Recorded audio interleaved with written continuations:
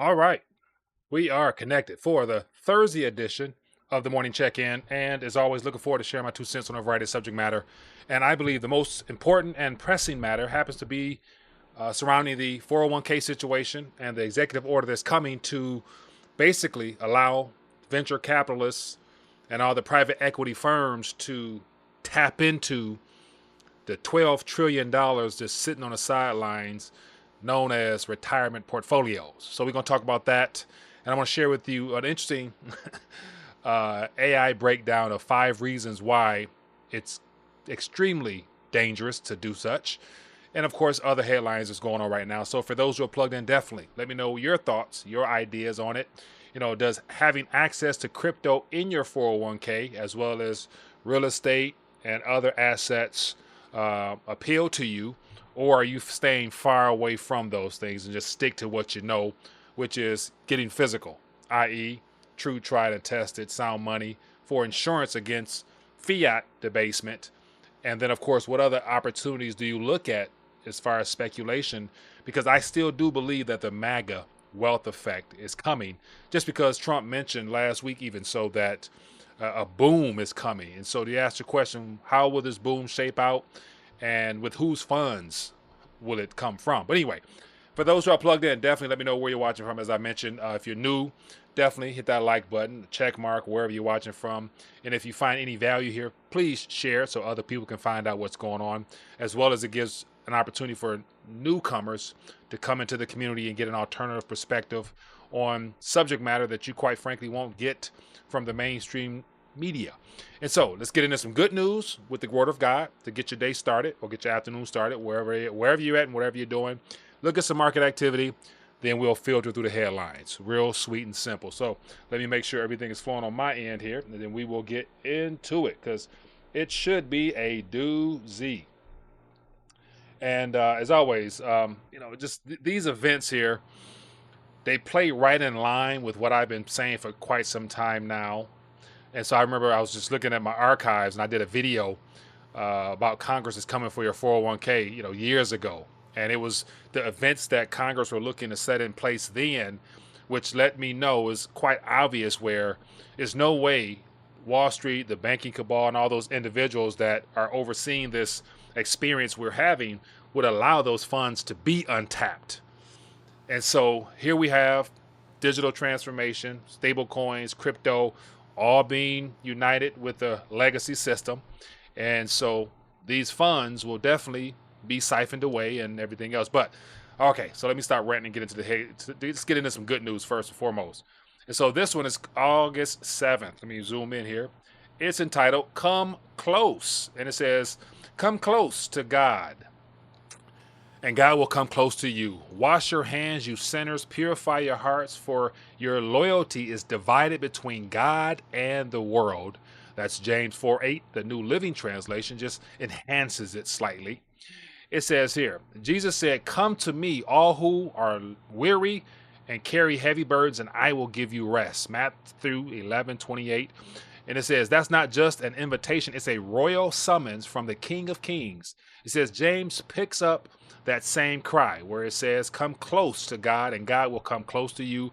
But how does he come close is the question. It says in the Gospels, every time someone took a step towards Yeshua, whether it was a leper, a woman with an issue of blood, or a desperate father, he never turned them away. He responded with healing, with peace, with kingdom power.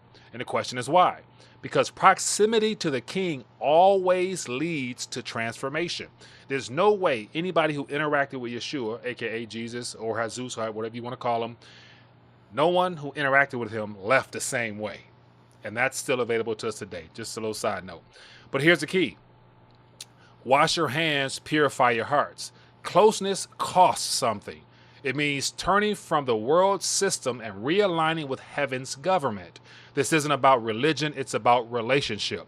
It's about leaving the noise and drawing near to the voice that formed the universe. And the closing prayer is, Lord, as I come close to you, draw near to me and make me ready for your kingdom. In Jesus' mighty name, amen. And as always, if that word hits where it's supposed to hit, right in your core, feel free to give me an amen or something like that in the chat or in the comment section. Definitely love to know if this word is touching somebody. And as always, if it impacts you, take it, share it with others. You never know who needs a good word this morning, because we all do. Okay, so let's just look at the market activity real quick, and we're moving along. Keep it along. I want to try to get through all this main stuff because I have lots of things to share, and I usually get sidetracked, as always, because fresh thoughts come as I decide to expand the frequency of thought relevant to the subject matter. But as of right now, it looks like gold is in silver's in the green. We got 38.21 and we have 33.87, and so we all know where this is going to head as things unravel. But in the meantime, the distraction is to tap into your 401k, 403b, and everything else that you have been responsible for since the pension game came to an end. They couldn't work pensions, so they made it they put the responsibility on the individuals. And as of right now, as we all know, I talked about this several videos, the 401k scheme is just not designed to succeed. And so actually, let me before I move forward, because I want to see, and let me see how many videos. Let me just try to go into my archives real quick, and I'll show you how many videos I have done in reference to the subject matter, because I believe this is a very important subject matter, because so many people believe what we were taught and sold, that if you just park it, sit it aside, let somebody else take care of it, it's going to be there for you when you need it most. And that, my friends, I'm not quite sure about. Okay, so give me a second. Let me, this is one of those moments where you kind of divert attention. Let me go find something real quick here. Let me see how many videos I've done on 401ks. And so as of here, it's showing that I have approximately, let me go back here, or let me just go to retirement in general. I've talked a lot about retirement. I just want to share with you. So as of now, I go through my archives here. I have, let me see here. I got 36 different videos referencing. And so let me just share my screen with you real quick here. So just as a quick side note, I've been talking about the retirement situation for some time now, just because once I began rethinking a long time ago, I really reconsidered everything that I've been, I guess, not taught, as well as being steered towards, and it led me to just touch on this more. So here we got the retirement fallacy. 42% of Americans are at risk of retiring broke. And this was, let me go back here. Give me a second. This was back in 2018. Actually, I got more, but okay. So as you can see here, I've talked about this a lot, and I actually did an interview on reluctant preppers, and I said, don't let them steal your retirement. That was a video. So as you can see here, that was a good little interview back in the day. And then we got on to, all this other stuff here. It just, goes on and on and on. So retirement is a very important subject matter because so many people are dependent upon it. And I don't believe it's going to play out the way that people hope. So that's why I continue to educate people as best I can. Okay, so let's get into the subject matter. Let me just get into the headlines here, not wasting more time. So one thing that is trending, kind of, sort of, is this. Intel shares drop after Trump calls for the CEO to resign immediately. So think about this. We have a sitting president who, it's hard to really describe this. We have a sitting president that is calling for the president or CEO of a publicly traded company to resign.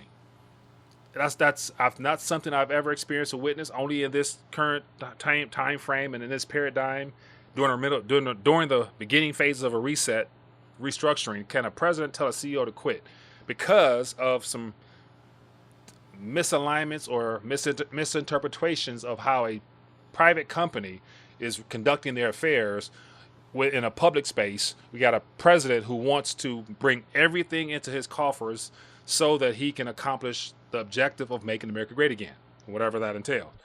But it's just something that is very spooky. It's a very slippery slope, because if you got a president that tells a publicly traded company, imagine if you get a far radical leftist type person coming in office down the line and saying the same thing, but yet says turn all your stuff over to the state. You know what I'm saying? This is where stuff doesn't seem to be well thought out. But real quick, it says in a True Social post, said Intel chief executive quote, is highly conflicted and must resign immediately. There is no other solution to this problem. And it says, question Tan ties to Chinese companies and reference a past criminal case against Candace Design in a letter this week. It says Tan was named as Intel CEO in March as a chip maker tried to rebound from a declining sales under the stewardship of Pat Gillespie. So here we have just president calling for, whatever. Okay, it's very, very spooky. Okay, but what's trending right now, what has my attention is this 401k investment. So it says here, just give you a quick synopsis as what it's talking about, and we'll dive into some of the dark side that, of course, mainstream media won't cover. It says President Donald Trump signed an executive order allowing cryptocurrencies, private equity, real estate, and 401k retirement plans. This measure aims to expand investment options for millions of Americans, potentially directing funds from the $9.7 trillion, I think it's higher than that, U.S. retirement savings into alternative assets. So here we have a president this signed a door opening for private equity that's underwater right now, that's hemorrhaging, that's taking losses, that's over leveraged in debt, and they have no one else to sell to, so they need to rebrand this and spin it so that the layman, the average person who in this current environment would be very enticed for higher yields to take on this garbage. Okay, but then the only way he can actually put this into law is to put the words crypto in it, because we all know everyone's excitement for crypto and where cryptos must go in order for this actually to be accomplished. So you package it up with 401k and your cryptos, but then also private equity can sell you stuff such as real estate, as well as all these other ETFs that they're about to create, which packages all of this bad debt that they have up as an asset. Okay, I'll stop. But here we have the President of the United States. You got to ask yourself, how do we arrive at this point? Clearly, his advisors, those around him, those that are helping steer the ship, he's just the man at the wheel with his hands on the wheel. You got the people around him, his advisors, steering this. And so you better believe me, the lobbyists, they paid a lot of money to get into his ear, to sell him on the idea that this is good for Americans. If you're a crypto holder, I'd imagine it's going to be very good for your bags. But if you're a 401k, average person, either retired or about to retire, these are some things that you really need to pay attention to, because, as always, your 401k and any other retirement vehicles, they're not insured. That's the gamble. Okay, so here you have just a lot of excitement. You got every crypto person on the planet sharing their 2 cents on it. Everyone's excited for the most part. And so, once again, these are the speculative people who are excited, the fact that their bags are going to pump. Okay, so you might say, what is this all about? Fair enough. You have to sell this historical movement in a way that gets people's attention, and cryptocurrency is the best way to do it. And so, not only has the president's family and his companies been investing heavily in crypto, their bags stand to be pumped as well as the floodgates open and those 9.7 to 12 trillion finds its way into this new asset class structure. Okay. And so who's the bailout for is the question. The bailout is for the private equity firms. And then that's the point I want to get into. And so with all this excitement going on right now, you have to ask yourself, why now? Simple. Private equity is in trouble. It says it wants your retirement nest egg as a bailout. And so there's no way Donald Trump can come into the mix and literally justify any type of narrative to say that we need to help out the shadow banking industry that's associated with Wall Street because they're suffering because of the higher interest rates. Therefore, they're sitting on a lot of things that are worth less, literally. And so you have to package it up and sell it to the American people in a way that excites them and allows them to steer in that direction. Because you better believe now that this is an option, you're going to be getting calls from your financial advisor as well as all the people who you've placed in charge of your finances trying to offer you higher yielding products. This is all about packaging garbage into a product that can be sold to the public. It happens all the time. We're used to it. Problem is, if you can't insure it, the risk falls on you. And then you factor in all these other things. I'm going to get into 5 reasons why this is dangerous, so bear with me. You're going to want to hear this. Okay, so let me just thumb through this real quick. And for my people who's tuning in here, people part of the community, you see through this, and you know what to stay away from and where you might want to steer to. So I'm not here to give financial advice, just more so monetary common sense, as I call it. But it says here, the private equity industry is underperforming, cannot exit its investments, and cannot return much actual cash to its institutional investors. That's a way to start off an article. It says, in large part because the industry since 2022 has consistently overvalued their portfolio companies. It says private equity investors are clamoring for cash. They need fresh liquidity. And the 401ks and IRAs look like just a perfect bailout for the PE, private equity billionaires. And the Trump administration is gearing to help them, along with other industries like hedge funds and the cryptocurrency space, at the expense of ordinary workers' retirement accounts. And then it goes on to give you more reasons as to why. It talks about some of private equity's troubles. And just real quick, just let me share this with you. It says here, more than in earlier periods, the private equity industry needs access to retirement savings of the ordinary people. The industry has been struggling recently after a banner year in 2021. PE underperformed the S&P the last 5 years at 1, 3, and 5 year horizons. There was a sharp drop in deals activity in late 22-23. Deal value and deal count were down from 2021 highs by 60% and 35%. So deal value, deal highs, like these private equity firms, they pool capital together, and then they go out and look for distressed assets that they can then buy, try to revamp them, try to revitalize, inject some fresh capital in them, and build up a deceptional value level to them, and then look to sell it off or package it as something that can be sold, as package it as something that's producing income again, and they accept fees and create products from it. Problem is, as it says here, a lot of those deals are down right now, and a part of the reason they're down is because you have so many zombie companies, corporate companies that have taken on debt when rates were cheap, i.e. years ago, and now that things are coming due, they can't re-up. So they're literally deciding to back out and unload these things, and they need some fresh dummies. They need some fresh dummies that don't know no better, that literally will accept something at face value as an asset worth having that's undervalued, and believe the narrative that it's going to appreciate along with everything else as we get into this boom, which it could. But the concern is, once it's packaged and sold to you, they get their money up front for selling it, and then they're getting out. And who's going to be left holding the bag? Or the handful of garbage stuff that's worth nothing. Those are just things people got to consider.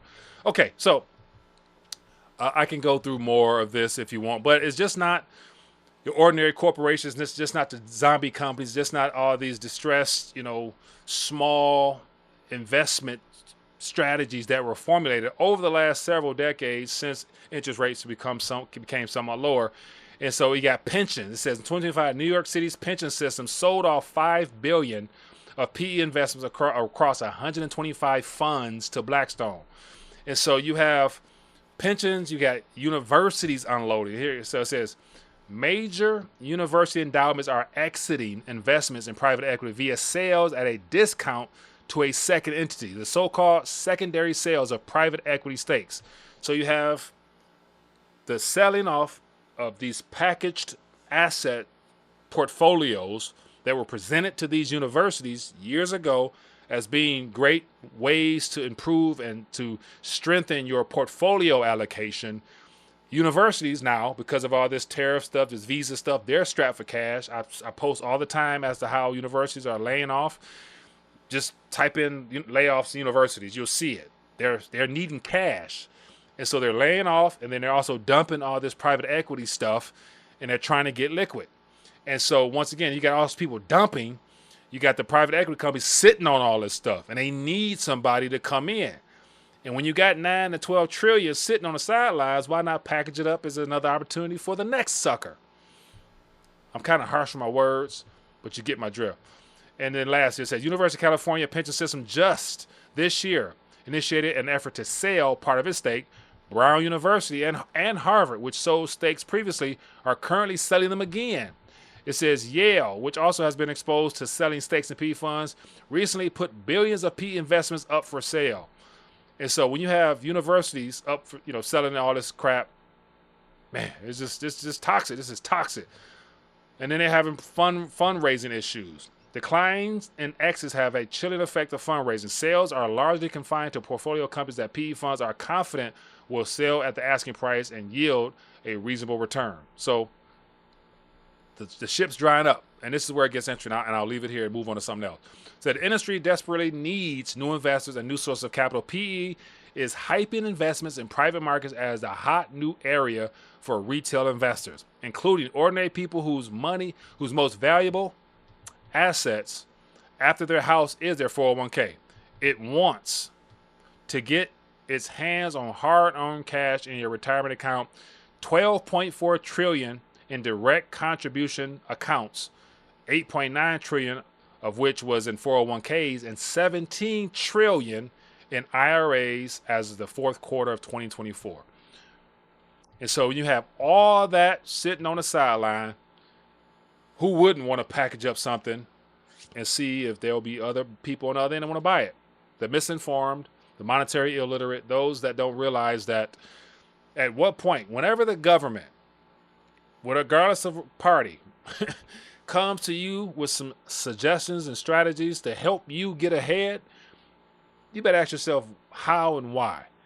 Because either through taxation at the end or through literally propaganda in the beginning, somebody's going to get rich. And it won't be you. It won't be the average person that does things the way that they're being steered towards. That's just my opinion. I can't validate this, but based upon history, kind of seemed like that's been the case. Okay, so I started off by saying some areas that are concerned. So here are 5 reasons people should really rethink this entire 401k allocation to crypto and to everything else.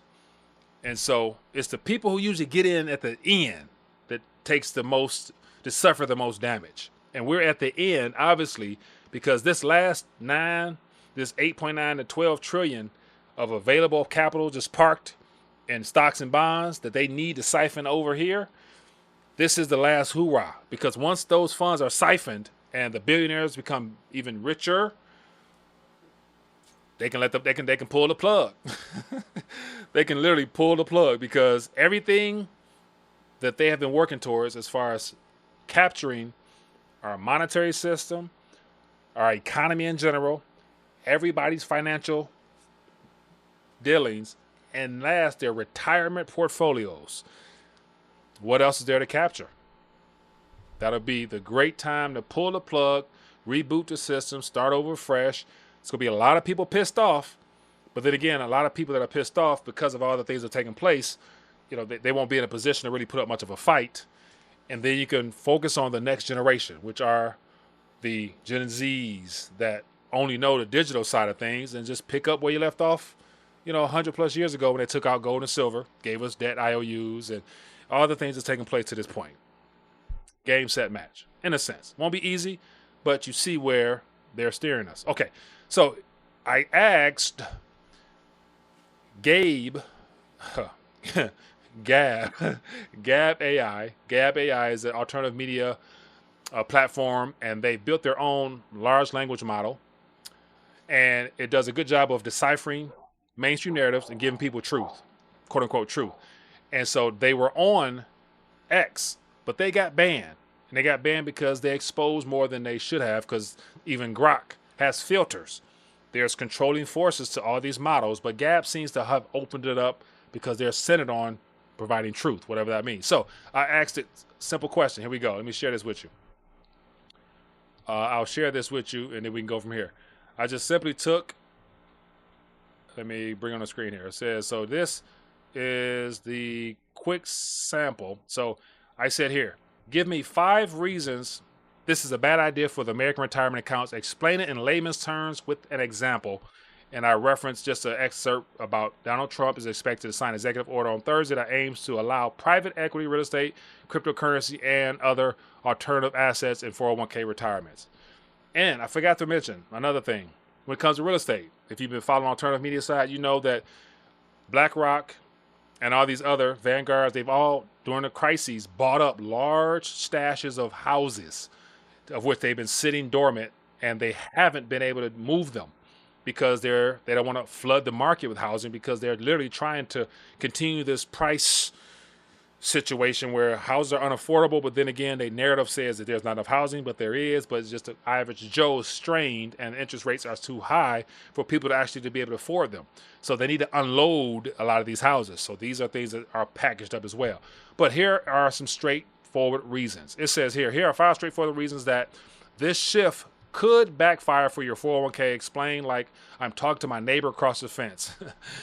Number 1, a casino inside your nest egg. It says, think of private equity, real estate, crypto like putting a slot machine in your living room.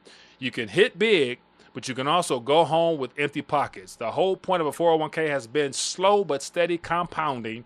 Alternatives can swing 30 to 50% in a month.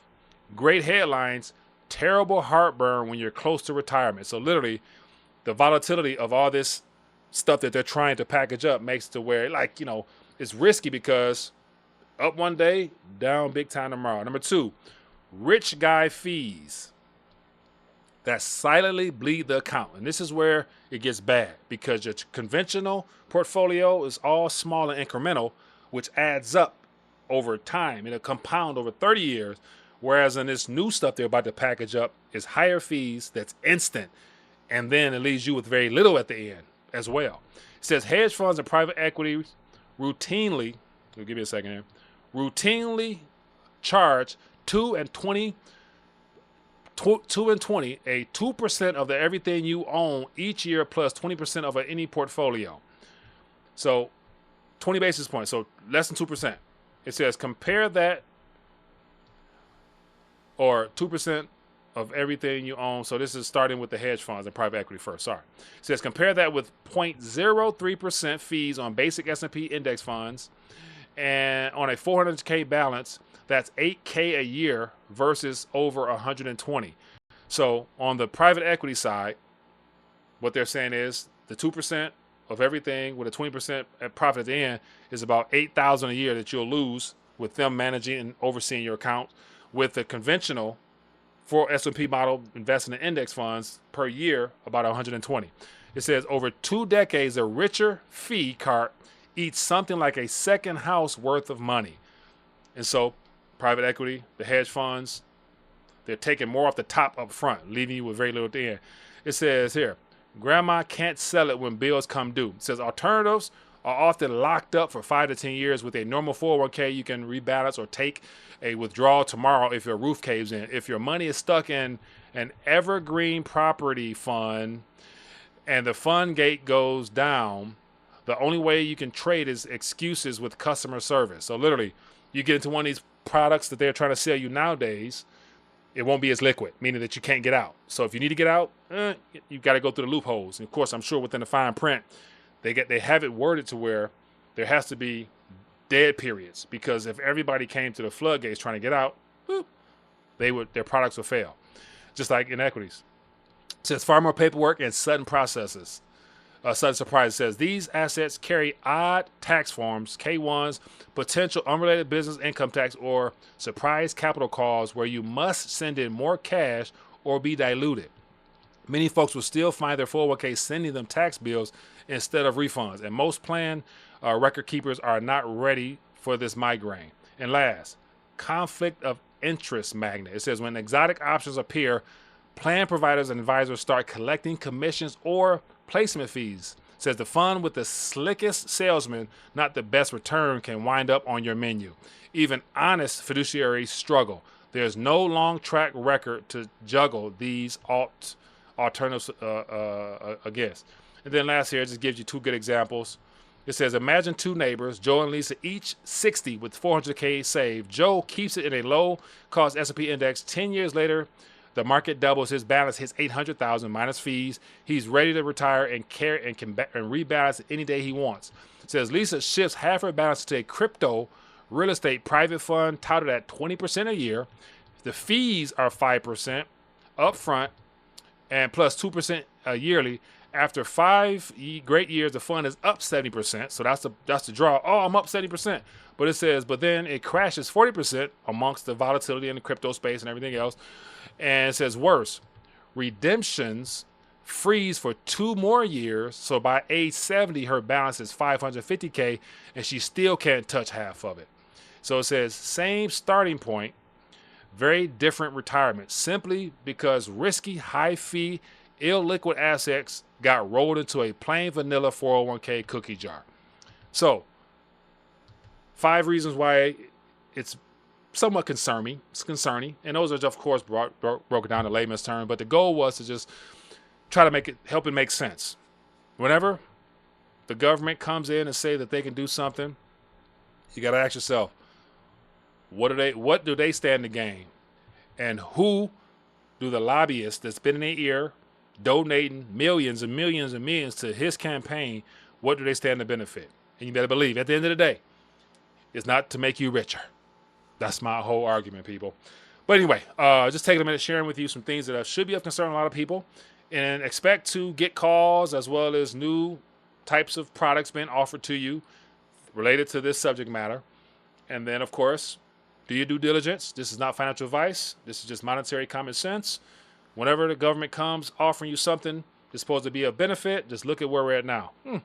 How much help does it really bring us? So that's just my 2 cents. But as always, for those who are hanging around, sticking around, hit that thumbs up, hit that like, drop a comment. Let me know your thoughts.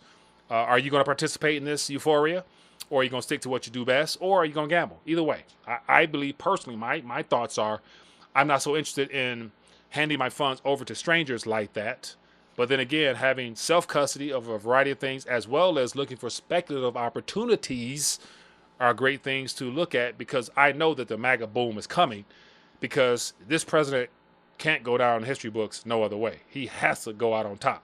So you better believe he's going to make sure everybody and everything associated with him feels that MAGA wealth effect, as I mentioned. So just a matter of when. But anyway, that's my 2 cents. As always, for those who want some resources, possible suggestions on how to protect and preserve everything you work hard for, links in the description.